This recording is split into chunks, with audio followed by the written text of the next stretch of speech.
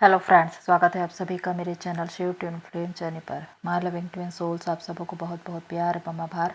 जितने भी नए सोल मेरे इस चैनल पर आए हुए हैं, मैं सभी का स्वागत करती हूँ। डीएम अपने डीएफ के पास वापस कब आते हैं, एक बहुत बड़ा टॉपिक है। विशेषकर जब डीएफ पूरी तरह से मूव ऑन कर लेती है अपने डीएम से और ख़ुद पर काम करना शुरू करती है, और जब वो डिवाइन से सोल मर्जिंग करती है तो उनके डीएम की भी अवेकनिंग शुरू हो जाती है। तब डीएम की लाइफ में कुछ ऐसी घटनाएं होने लगती है कि उन्हें डिसाइड करना पड़ता है कि उन्हें अपने डीएम के पास वापस जाना है। तो आज मैं ऐसे 7 मेजर पॉइंट्स बता रही हूँ जिसमें आप ये जानेंगे कि डीएम अपने डीएम के पास कैसे वापस आते हैं। तो ये जानते हैं इसके विषय में। फर्स्ट पॉइंट है, भूल नहीं पाते। जिस प्रकार डीएफ ये कहती है कि हम अपने डीएम को भूल नहीं पाते, डीएम को भूलना मुश्किल है, उसी प्रकार डीएम भी अपने डीएम को भूल नहीं पाते, क्योंकि दोनों का सबकॉन्शियस माइंड एक ही होता है। डीएफ इमोशनल होती है, इसलिए वो डीएम को बहुत ज़्यादा याद करती है। हालांकि डीएम भी अपनी डीएफ को याद करते हैं, लेकिन लॉजिकल होने की वजह से अपने आप को अपने काम में बिज़ी रखने की कोशिश करते हैं। फैमिली के बीच, फ्रेंड सर्कल में अपने आप को इस तरह दिखाते हैं कि उनको कोई फ़र्क नहीं पड़ता, लेकिन अंदर ही अंदर वो ये जानते हैं कि वो अपने डीएफ को भूल नहीं पा रहे हैं। चाहे कितनी भी वो कोशिश करे, जब वो अपने डीएफ को भूल नहीं पाते तो उनकी मिसिंग की एनर्जी डीएफ को फील होती है। और जब भी आपको आपके डीएम की एनर्जी फील होगी तो 143 नंबर दिखाई देगा, चैनल सॉन्ग सुनाई देंगे, हार्ट शेप दिखाई देगा। ये आपके डीएम की एनर्जी होती है। तो डीएम भी अपने डीएफ को याद करते हैं, या कहें कि वो कभी भी अपनी डीएफ को भूल नहीं पाते, चाहे वो थर्ड पार्टी में चले जाए या शादी कर ले। लेकिन इसी वजह से कि वो अपने डीएफ को भूल नहीं पाते, उन्हें अपने डीएफ की ओर मुड़ना पड़ता है। सेकंड पॉइंट है अधूरापन। जिस प्रकार डीएफ अपने डीएम के बिना अधूरेपन को महसूस करती है, वैसे ही डीएम भी अधूरेपन के शिकार होते हैं।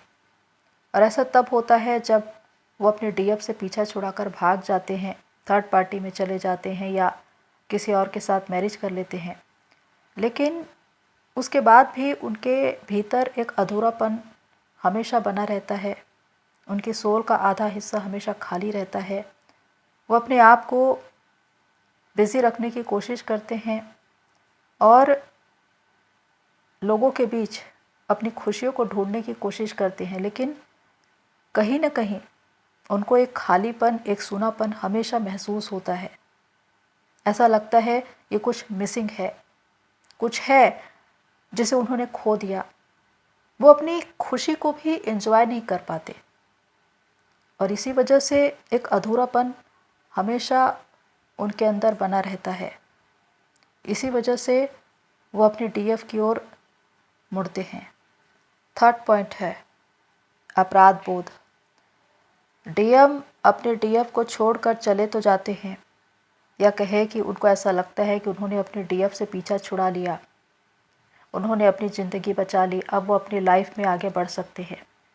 लेकिन उनको वो सारी बातें याद आने लगती है कि किस तरह उन्होंने डीएफ को कड़वे बोल बोले थे, उनके साथ बुरा व्यवहार किया था और नकारात्मक बातों के द्वारा उनको हर्ट किया था।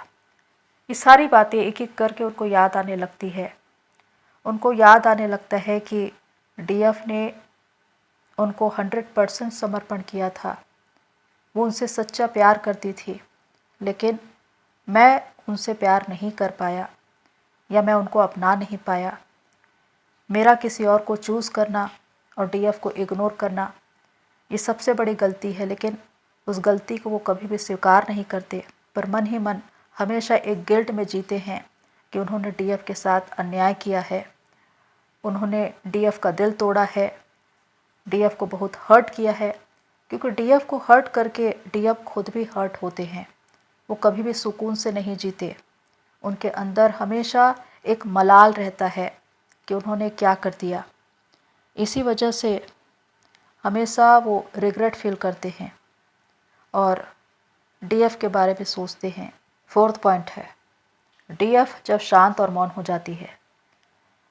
डीएफ को हमेशा एक ईगो इशू रहता है कि डीएफ ही हमेशा उनके पीछे दौड़ती है, वही कॉल करती है, मैसेज करती है।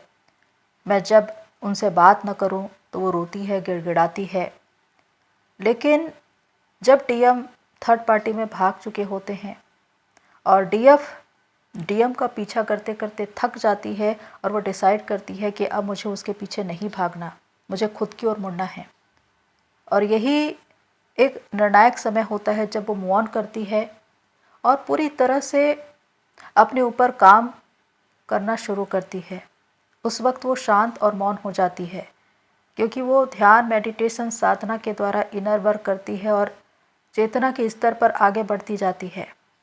लेकिन उनकी चुप्पी, उनका शांत हो जाना, मौन हो जाना डीएम को बहुत चुभता है।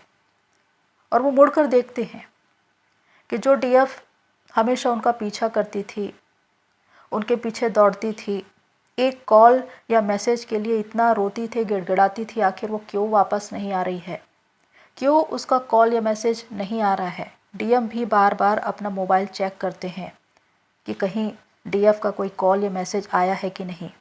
और जब वे देखते हैं कि उसका कोई कॉल या मैसेज नहीं आ रहा है, डीएफ कोई रिस्पांस नहीं दे रही है, तो वो बेचैन हो जाते हैं, विशेषकर डीएफ की चुप्पी से। डीएफ का शांत हो जाना, मौन हो जाना डीएम को बहुत तकलीफ़ देता है और इसी वजह से वो डीएफ के बारे में सोचना शुरू करते हैं।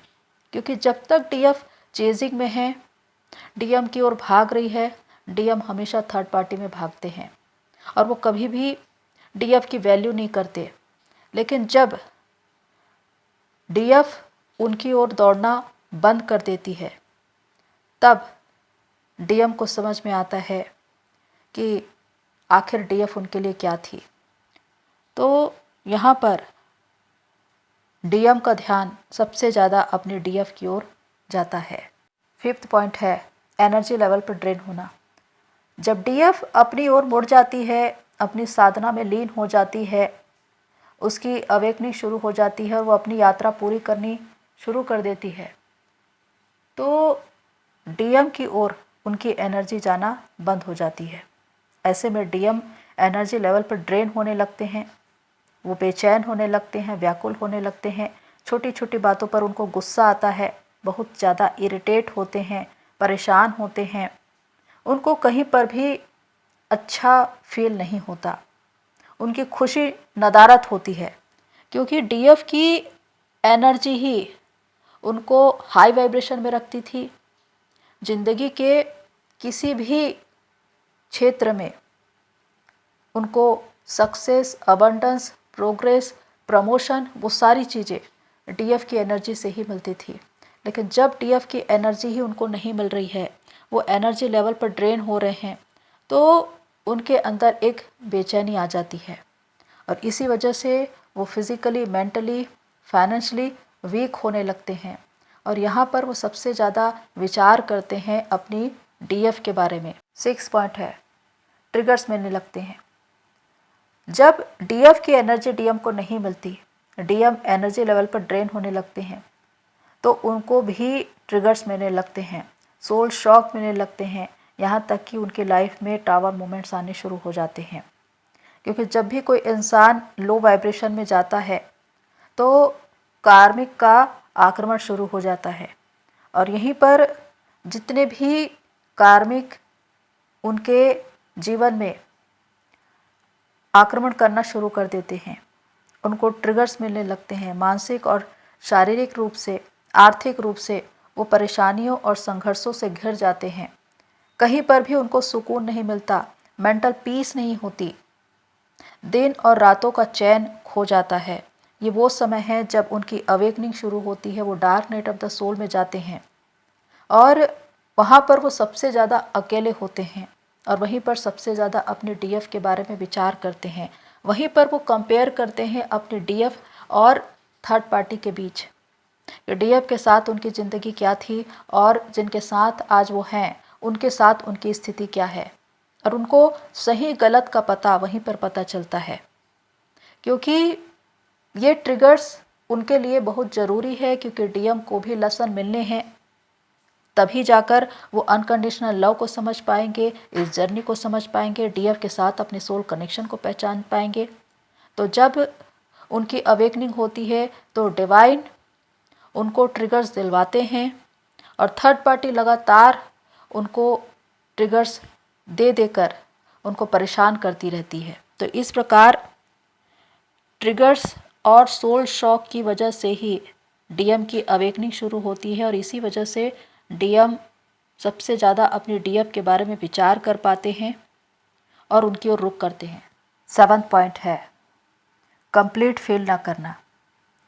डीएम अपने डीएफ के बगैर एक अधूरेपन को महसूस करते हैं और वो चाहे किसी भी कनेक्शन में रहे, कार्मिक या सोलमेट, वो कभी भी कंप्लीट नहीं होते, क्योंकि जिस प्रकार डीएम एक हायर लेवल की सोल है, उनकी एनर्जी किसी और के साथ मैच नहीं होती, उनकी एनर्जी सिर्फ अपने डीएफ के साथ मैच होती है।